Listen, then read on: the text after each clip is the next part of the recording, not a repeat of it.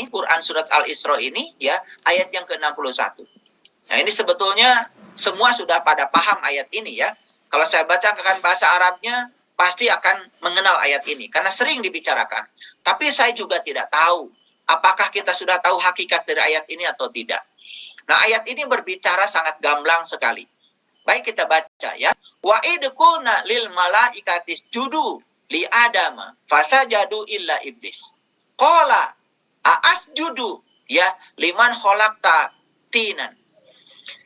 Dan ingatlah tatkala kami berfirman kepada malaikat. Jadi Allah berfirman kepada malaikat, sujudlah kamu semua kepada Adam. Lalu mereka sujud kecuali iblis.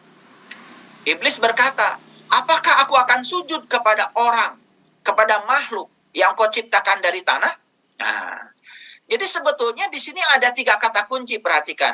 Yang pertama adalah malaikat.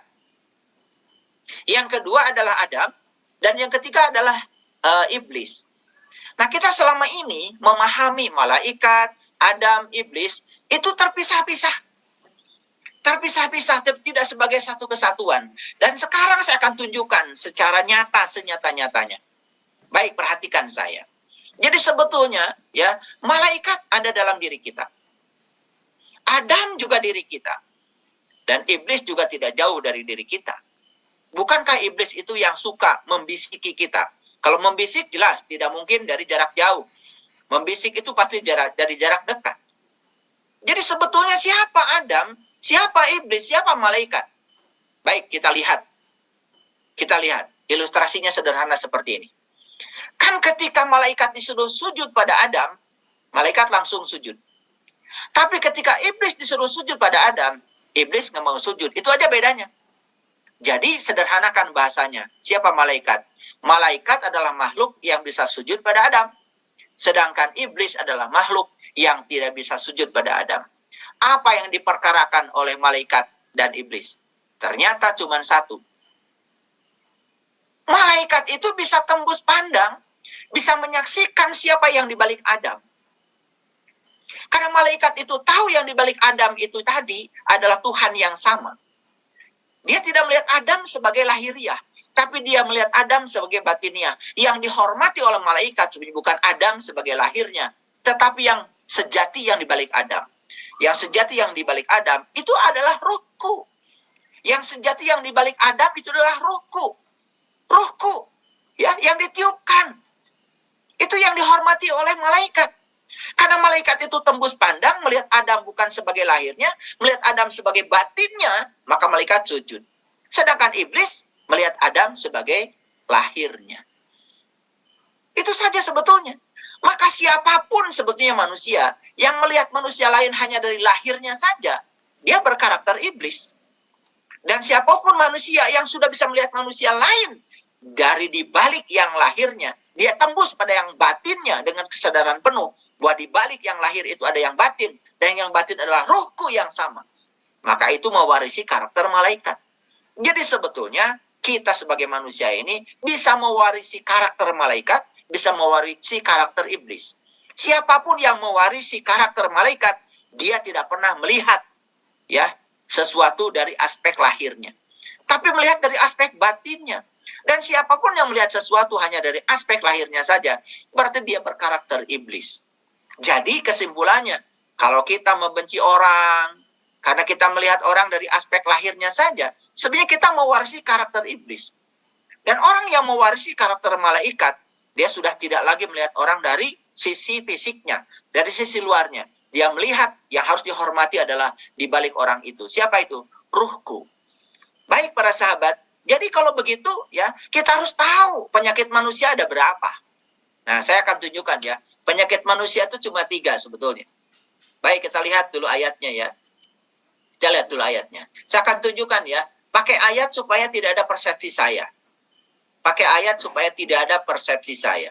Saya akan tunjukkan ya. Quran surat Ali Imran ayat 49. Nah, ini ayat yang sangat luar biasa ya. Saya sangat mengagumi ayat ini ya. Jadi penyakit manusia itu cuma 3 di ayat ini dikatakan. Ya, yang pertama penyakit manusia itu, yang pertama ini, ya, buta, ya, yang pertama buta sejak dari lahirnya. Yang kedua berpenyakit kulit. Nah, ini terjemahannya berlebihan ya, berpenyakit sopak. Maksudnya berpenyakit kulit ya. Jadi apa itu? Di sini kita lihat bahasa Arabnya ya.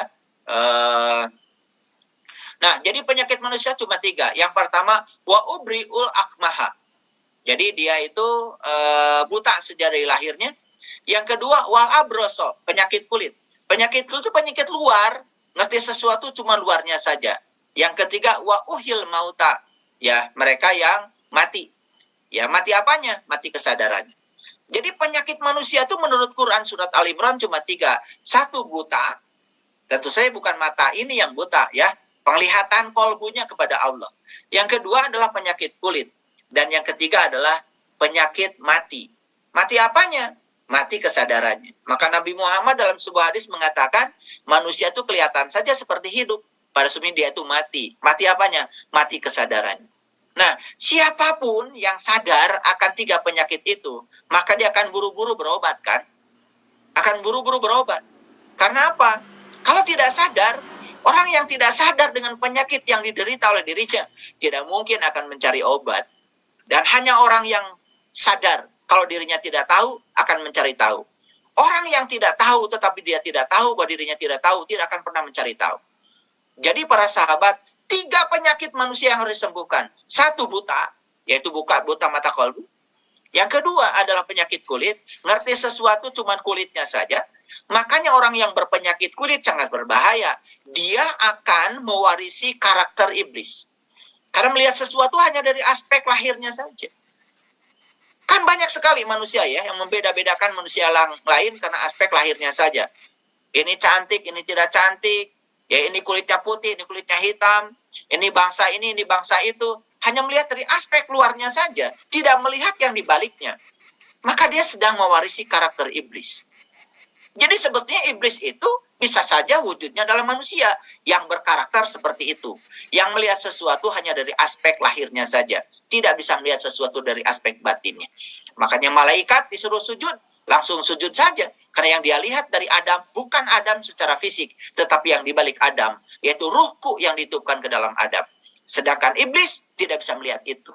Jadi sebetulnya siapapun yang tidak bisa melihat yang dibaliknya, dia berkarakter iblis. Dan siapapun yang bisa melihat yang dibaliknya, dia berkarakter malaikat. Jadi marilah kita sadari bahwa sebetulnya manusia itu, tubuh manusia memang berbeda. Tetapi di balik tubuh manusia sesungguhnya ada ruh yang sama.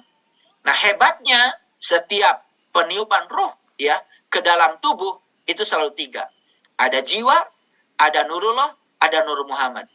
Dan setiap jiwa selalu dibimbing oleh Allah dan Rasulnya.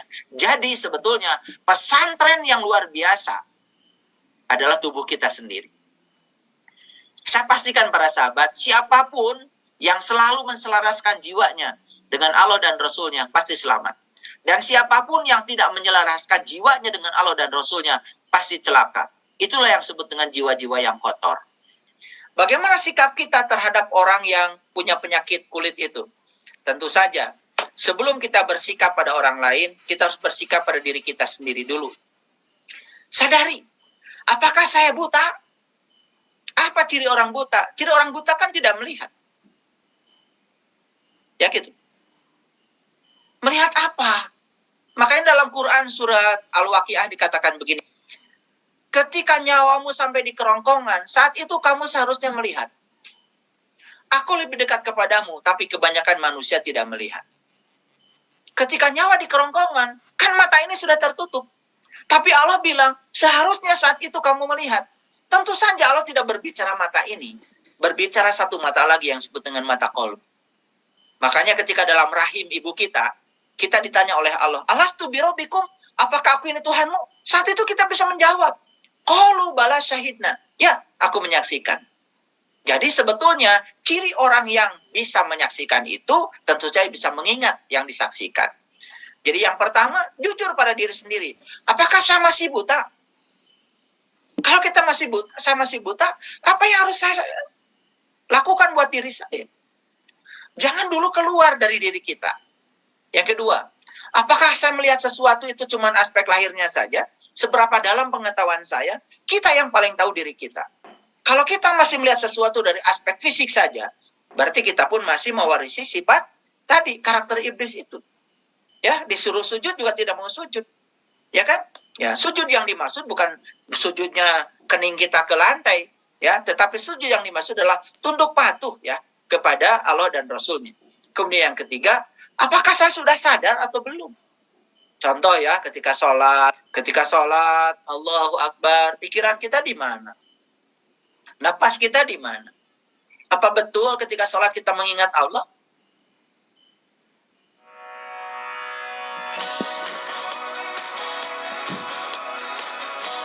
Betul ketika sholat kita mengingat Allah? Jangan-jangan yang kita ingat cuma pikiran dan perasaan kita sendiri. Karena kita juga tidak tahu ya apa yang harus saya ingat. Makanya Nabi Muhammad sebelum sholat kan mi'raj dulu. Kenali dulu siapa yang mau disolati. Ya, itu yang diajarkan oleh para nabi, para rasul. Nabi Ibrahim juga sama. Nabi Musa juga sama. Bahkan di Quran surat Toha diabadikan ya. Kalau baca surat Toha ayat yang ke-9 sampai ayat yang ke-14, di situ diabadikan bagaimana Nabi Musa dapat perintah sholat.